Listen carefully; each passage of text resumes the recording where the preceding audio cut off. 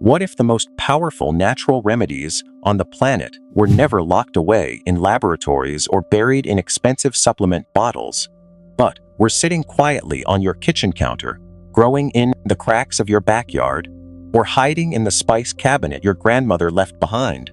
We live in a time where people spend hundreds of dollars a month chasing the newest health trend.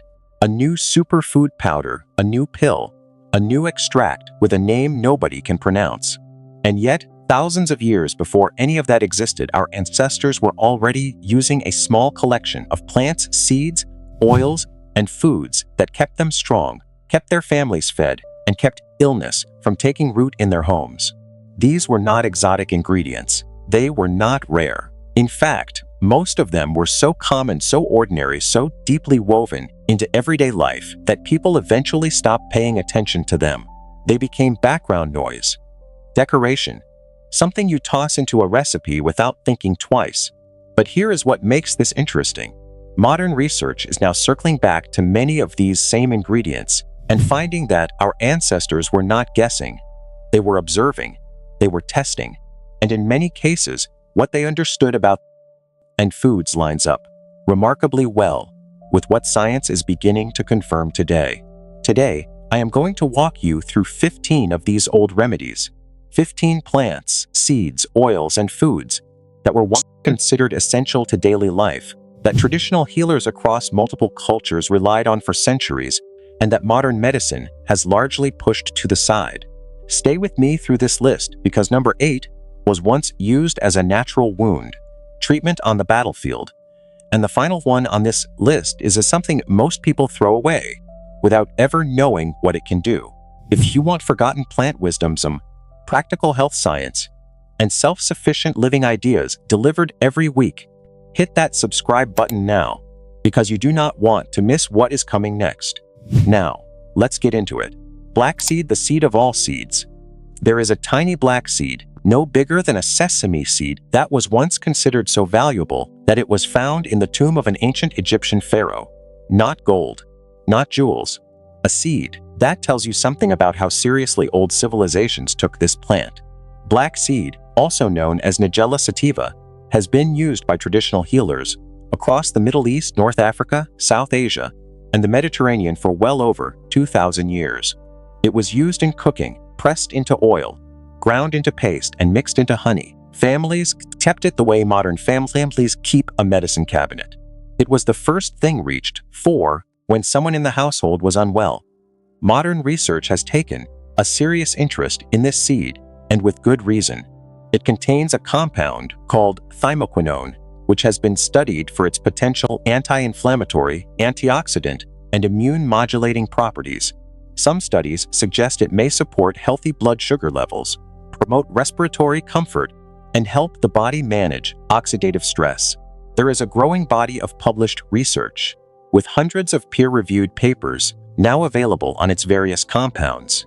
Traditionally, people would chew a small pinch of the seeds each morning, sometimes mixed with raw honey.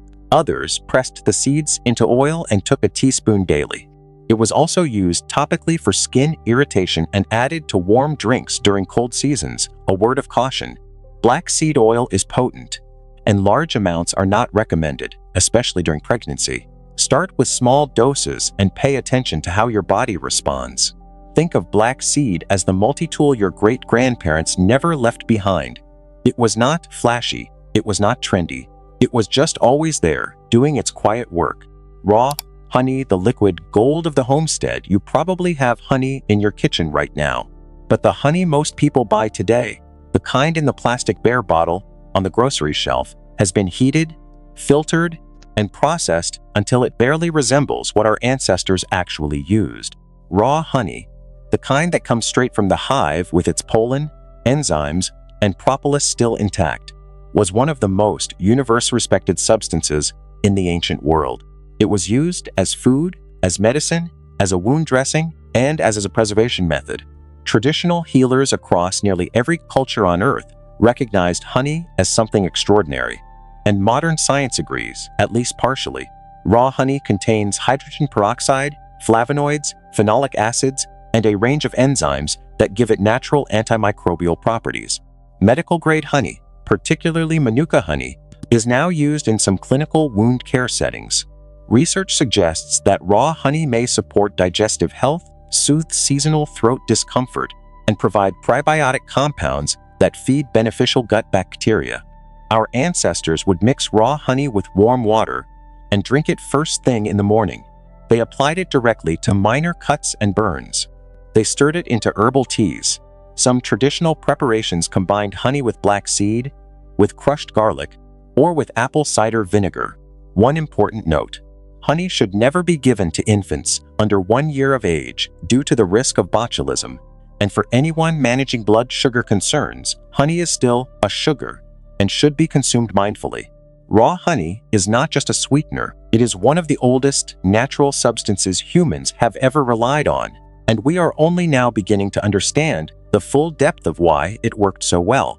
Olive oil, the tree of life. If there is one food that has survived every era of human history without losing its reputation, it is olive oil. Ancient farmers planted olive groves and expected their grandchildren to harvest from them.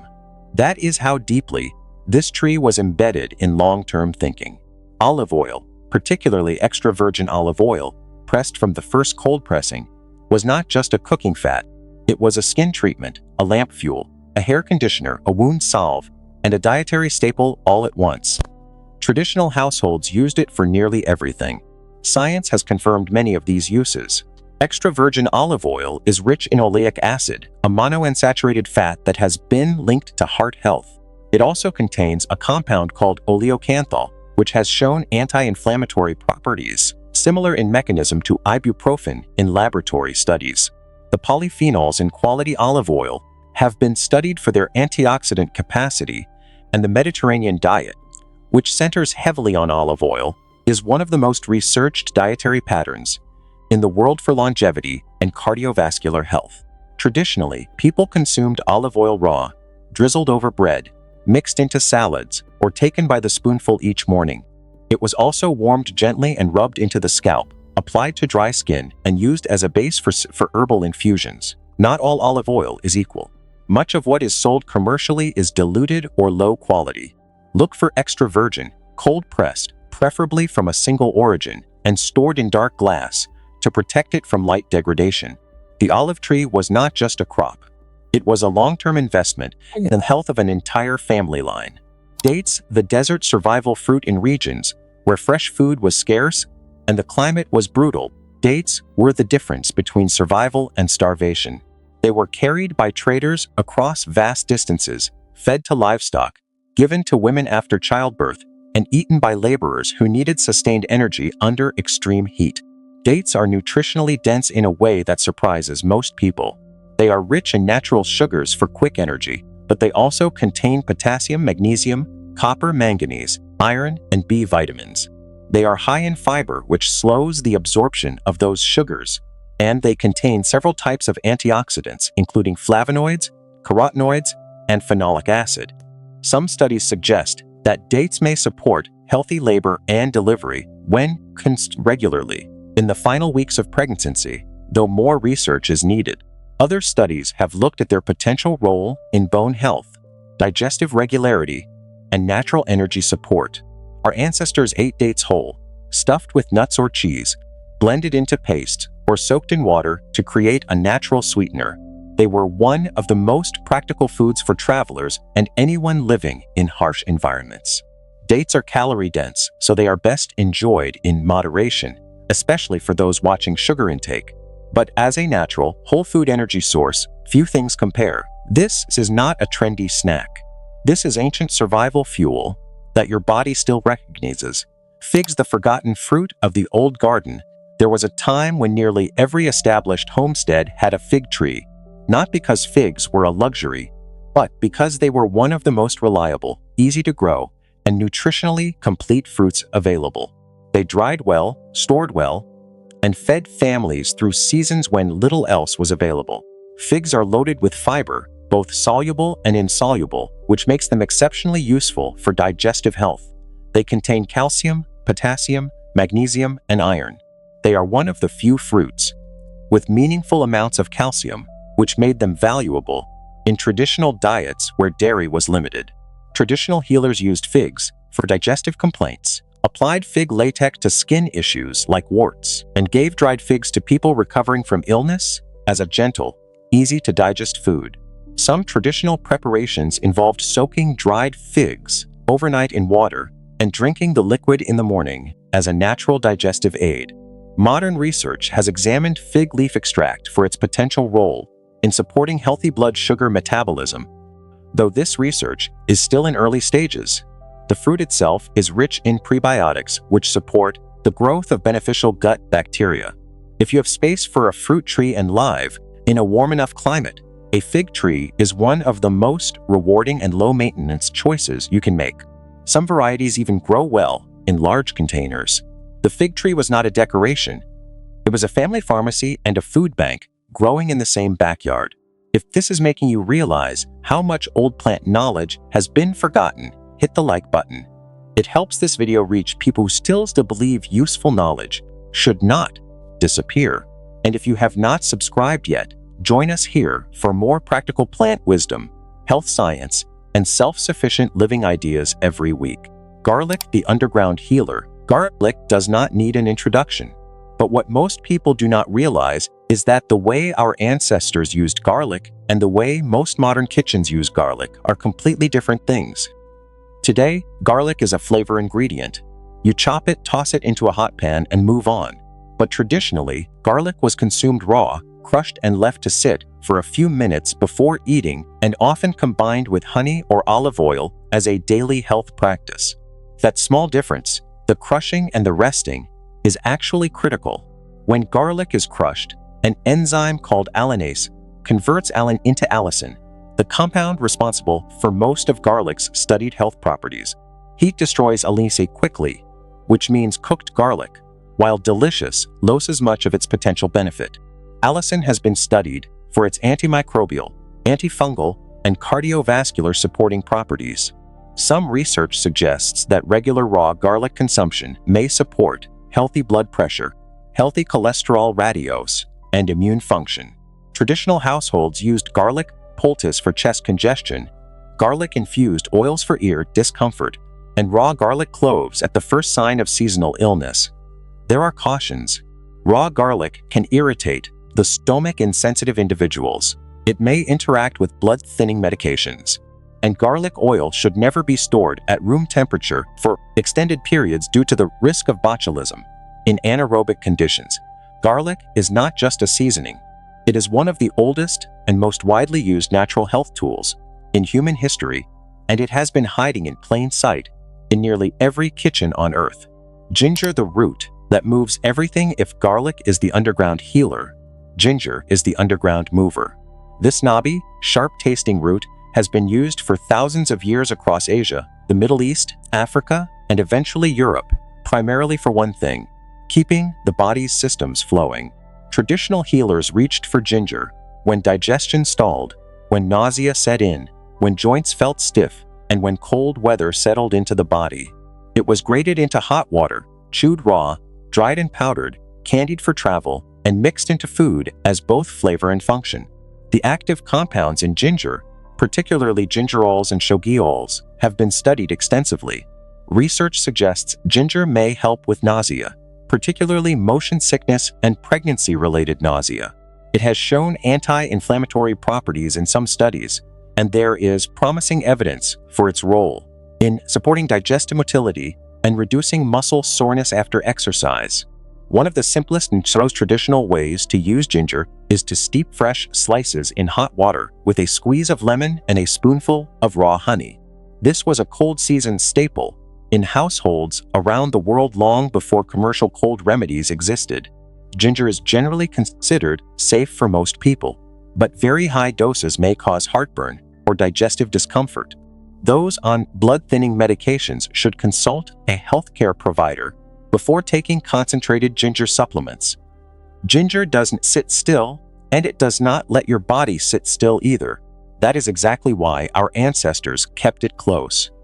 Henna, the battlefield plant. Most people today associate henna with body art, with intricate designs painted on hands for celebrations and ceremonies. But long before henna became decorative, it was a practical tool used by soldiers, laborers, and traditional healers for something far more urgent. Henna leaves, when crushed into a paste, have natural cooling and astringent properties. Historical accounts describe it being applied to burns, minor wounds, skin rashes, and fungal infections. In hot climates, it was applied to the palms and soles of the feet to cool the body. Soldiers reportedly used henna paste on blisters and abrasions when nothing else was available. The plant contains lawsone, a compound that has been studied for its antimicrobial and antifungal activity. Some research suggests that henna leaf extracts may support wound healing and have antioxidant properties, though much of the clinical research is still in early stages. Traditionally, henna paste was made by grinding the dried leaves with water, sometimes with a small amount of lemon juice or tea to activate the dye. For medicinal use, the paste was applied directly to the affected area and left to dry. Important caution: not all henna products are safe. So-called black henna often contains paraphenylenediamine, a chemical that can cause severe allergic reactions and chemical burns. Always use natural, pure henna leaf powder. Henna was not art. It was first aid. The art came later. Barley, the grain that rebuilt strength in a world obsessed with exotic superfoods. Barley sits quietly on the shelf, largely ignored, deeply underestimated, and profoundly practical. Barley was one of the earliest cultivated grains in human history. It was grown in ancient Mesopotamia, Egypt, and across the Mediterranean. It was not a luxury grain. It was a survival grain.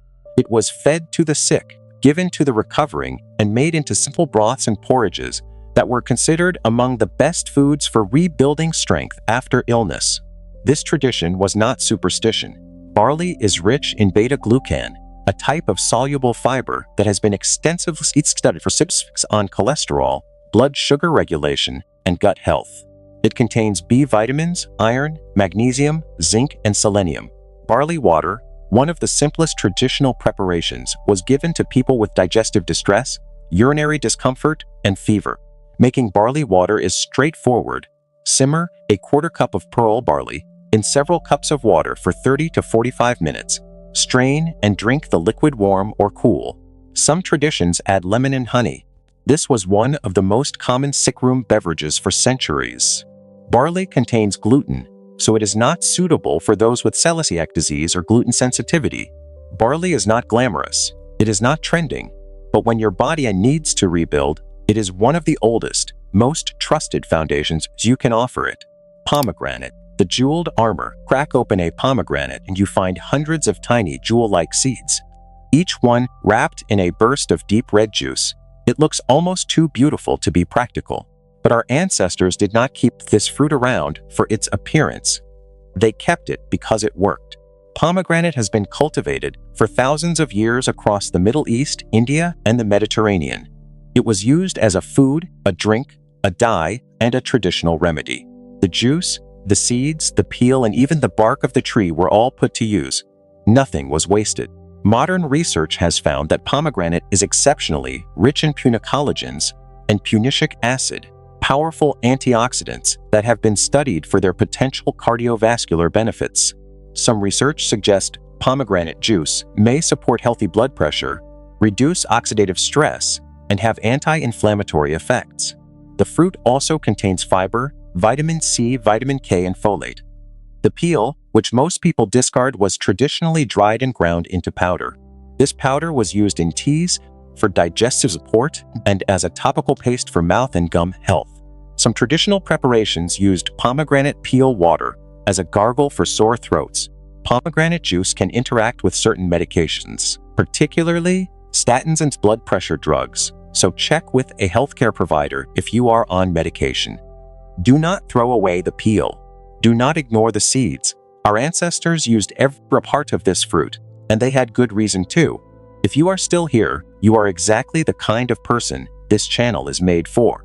We are past the halfway point, and some of the most surprising entries on this list are still ahead. Vinegar, the sour medicine. There is something almost too simple about vinegar. It is cheap. It is common. It has been in kitchens for as long as kitchens have existed, and maybe that is exactly why modern wellness culture overlooks it. If it is not rare, expensive, or packaged, a least bottle, People assume it cannot be important, but our ancestors treated vinegar with serious respect. It was used as a preservative, a cleaning agent, a digestive tonic, a wound wash, and a food condiment all at once. Soldiers carried vinegar mixed with water as a daily drink. Farmers used it to preserve vegetables through winter. Traditional healers recommended small amounts of vinegar in water before meals for digestive support. Apple cider vinegar, particularly the raw, unfiltered kind, with the cloudy mother still intact, has received the most modern attention. Some studies suggest it may help moderate post-meal sugar spikes when consumed before a carbohydrate-rich meal. It contains acetic acid, which has been studied for its potential effects on satiety, blood sugar metabolism, and antimicrobial activity. The simplest traditional use is 1 to 2 tablespoons of raw apple cider vinegar in a glass of water sipped before meals. Some people add honey or lemon. It was also used as a hair rinse, a skin toner, and a household cleaner. Caution: vinegar is acidic and can damage tooth enamel if consumed undiluted. Always dilute it. It can also irritate the esophagus and stomach in some individuals. Vinegar is not exotic. It is not expensive, and that is precisely why it has survived for millennia. The simplest tools are often the ones that last. Hyssop, the cleansing herb. This is a plant that most modern gardeners have never heard of yet. It was once one of the most referenced and widely used herbs in the ancient world. Hyssop is a small, aromatic shrub in the mint family, native to the Mediterranean and parts of Central Asia, and it has a history of use that stretches back thousands of years. Traditional healers used hyssop primarily for respiratory support. It was made into teas and steam inhalations for chest congestion, coughs, and breathing difficulties. It was also used as a cleansing herb, both in the literal sense, for cleaning and purifying spaces, and in the physical sense, for supporting the body's own cleansing processes. Hyssop contains several active compounds, including pinocamphone, isopinocamphone, flavonoids, tannins, and rosmarinic acid. Some research has explored its potential expectorant, antioxidant, and antimicrobial properties. The essential oil has been studied in laboratory settings for its activity against certain bacteria and fungi. A simple hyssop tea can be made by steeping dried hyssop leaves in hot water for 10 minutes. It has a slightly bitter, minty, camphor-like flavor. Important caution: hyssop essential oil contains compounds that can be neurotoxic in large amounts and should never be ingested in concentrated form. Pregnant women should avoid hyssop entirely. The herb in tea form, in moderate amounts, is generally considered safe for most adults. Hyssop was once as common in the herb garden as basil is today. It is time more people remembered its name. Costus, the root they carried. This is one of the least known entries on this list, and that is exactly what makes it one of the most interesting.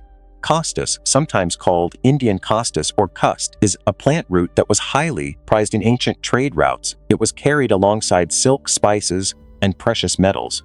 Traders did not haul something across continents unless it had real value. The root was traditionally used in 2 forms: burned as incense for respiratory fumigation and ground into a fine powder mixed with olive oil for topical application. Traditional healers used costus prussians for respiratory complaints, sinus congestion, sore throats, and skin conditions. It was also taken internally in very small amounts, mixed with honey. Research on costus root, particularly Sauceria costus and Sauceria lapa, has identified several active compounds including costunolide and dihydrocostus lactone, which have been studied for their anti-inflammatory, antimicrobial, and hepatoprotective properties in laboratory and animal models. The research is promising but still limited in human clinical trials. Costus is available as a dried root or powder from specialty herb suppliers. Traditionally, it was ground and mixed with a carrier oil like olive oil and applied to the nose, temples, or chest for congestion relief. Because concentrated plant extracts can cause allergic reactions in some individuals, it is wise to do a small patch test before topical use. Internal use should be approached with caution and in very small amounts. Costus is the kind of remedy that disappeared not because it stopped working, but because the trade routes that carried it faded from memory. Watermelon, the hydration remedy, this one surprises people. Watermelon feels like a summer treat, something you eat at a picnic and forget about. But in hot, arid regions where dehydration was a constant and serious threat, watermelon was not a luxury. It was a survival tool. Wild watermelons were cultivated in Africa thousands of years ago, and their spread across the ancient world followed the same path as trade and migration. In desert communities, watermelons served as portable water storage. They could be carried on long journeys, kept for weeks without refrigeration, and consumed for both hydration and nutrition when water sources were uncertain. Watermelon is over 90% water, but it also contains citrulline, an amino acid that the body converts to arginine, which plays a role in blood vessel relaxation and circulation. It contains lycopene, the same antioxidant found in tomatoes, as well as vitamin C, vitamin A, potassium, and magnesium. Some studies have explored citrulline's potential role in supporting exercise recovery, healthy blood pressure, and cardiovascular function. The lycopene content has been studied for its antioxidant effects. Our ancestors did not waste the rind either. In many traditional practices, the rind was pickled, cooked into stews, or dried and used as a food source. The seeds were roasted and eaten as a snack or pressed for oil. Stop thinking of watermelon as just a snack. Start thinking of it the way ancient desert travelers did, as a vessel of water, minerals, and sustenance wrapped in a green shell. Pumpkin seeds, the tiny shields. We have reached the final entry, and it might be the one that surprises you most. Not because pumpkin seeds are unknown, but because most people scoop them out of a pumpkin and throw them straight into the trash without a second thought. Our ancestors would have been horrified. Pumpkin seeds, also called pepitas, have been consumed for thousands of years across the Americas, the Middle East, and parts of Asia. They were one of the earliest known snack foods, but they were far more than that. Traditional healers used pumpkin seeds for urinary health, digestive parasites, kidney support, and general nutrition. They were considered particularly important for men's health. Modern science has confirmed that pumpkin seeds are remarkably nutrient-dense. They contain magnesium, zinc, iron, phosphorus, manganese, copper, and protein. They are one of the richest plant sources of magnesium, a mineral that the majority of modern people are deficient in. They contain phytosterols, which have been studied for their potential role in supporting healthy cholesterol levels, and cucurbitin, an amino acid that has been traditionally associated with antiparasitic activity. Some research has explored pumpkin seed oil's potential benefits for prostate health and urinary function in men, with promising preliminary results. The high zinc content makes them particularly relevant for immune support and skin health. The simplest way to use them is to save them from your next pumpkin, rinse them, dry them, and roast them lightly with a little salt and olive oil. They can also be eaten raw, added to salads, blended into smoothies, or ground into a nutrient-dense butter. There is no special preparation needed, no complicated process, no expensive supplement required. Just stop throwing them away. Sometimes the most valuable thing in the kitchen is the part we have been trained to discard. And there you have it. 15 remedies that were once part of everyday life, across cultures, across centuries, across climates and conditions, that most of us will never face. These were not obscure or exotic. They were common. They were practical. They were the plants, seeds, oils, and foods that ordinary people used to take care of their families before pharmacies existed on every corner. The real lesson here is not that ancient people knew everything. They did not. But they paid attention. They observed what grew around them, what helped, what nourished, what protected. They tested these things over generations, not in laboratories, but in real homes with real people facing real problems. And the fact that modern science keeps circling back to these same ingredients, finding compounds and mechanisms that explain why they worked, tells us something important. We did not outgrow this knowledge. We just stopped looking at it. So here is what I want you to do. Pick one item from this list. Just one. Learn about it properly.